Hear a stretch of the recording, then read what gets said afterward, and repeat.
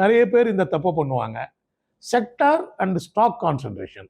இப்போ புதுசாக மார்க்கெட்டுக்கு வந்திருப்பாங்க, புல் ரன்னை பார்த்துட்டு ஏதாவது சோஷியல் மீடியாவில் பார்த்ததுட்டு 2 ஸ்டாக்கு 3 ஸ்மால் கேப்பில் மொத்த பணத்தையும் போடுவாங்க. அது ரொம்ப தப்பு. ஏற்கனவே நான் சொன்ன மாதிரி முதல்ல டோட்டல் அசட் அலோகேஷன், அப்புறம் வித்தின் ஈக்விட்டி அசட் அலோகேஷன். அது நிச்சயமாக பண்ணணும். அப்போ தான் உங்களுக்கு தைரியம் வரும் லாங் டேர்ம் இன்வெஸ்ட்மெண்ட்டில் ஸ்டே பண்ணுறதுக்கு. ஸோ இந்த கான்சன்ட்ரேஷன் ரிஸ்க்கு. சில பேர் என்ன பண்ணுவாங்க, மொத்த பணத்தையும் ஒரே ஒரு செக்டார் ஸ்டாக்கில் போடுவாங்க, மொத்த பணத்தையும் ஒரு செக்டார் மியூச்சுவல் ஃபண்டில் போடுவாங்க, இல்லைனா மொத்த பணத்தையும் 2-3 ஷேரில் மட்டும் போடுவாங்க. இல்லை, நீங்கள் என்ன தெரிஞ்சுக்கணும் அப்படின்னா, குறைஞ்சபட்சம் ஒரு 4-5 செக்டாரில் டைவர்சிஃபை பண்ணணும் உங்கள் டைரக்ட் இன்வெஸ்ட்மெண்ட்டை. அடுத்தது நம்பர் ஆஃப் ஸ்டாக்ஸ் குறைஞ்சபட்சம் ஒரு 12 ஸ்டாக் இருக்கணும்.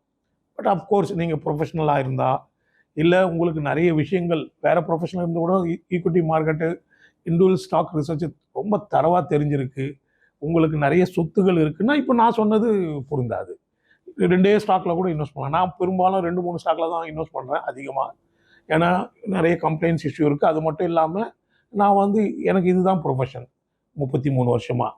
எனக்கு மென்டலாகவும் நான் 5 வருஷம் கூட வெயிட் பண்ணுவேன், ரிட்டனே வரலனாலும். ஸோ அது மாதிரி இருந்ததுன்னா நான் சொன்னது அப்ளை ஆகாது. மற்றபடி நீங்கள் டிப்பிக்கல் மிடில் கிளாஸ், நீங்கள் அந்தளவுக்கு புரிதல் இல்லை இண்டிவிஜுவல் ஸ்டாக்கோட ஃபண்டமெண்டல்ஸ்னால், இதை நீங்கள் நிச்சயமாக ஃபாலோ பண்ணணும்.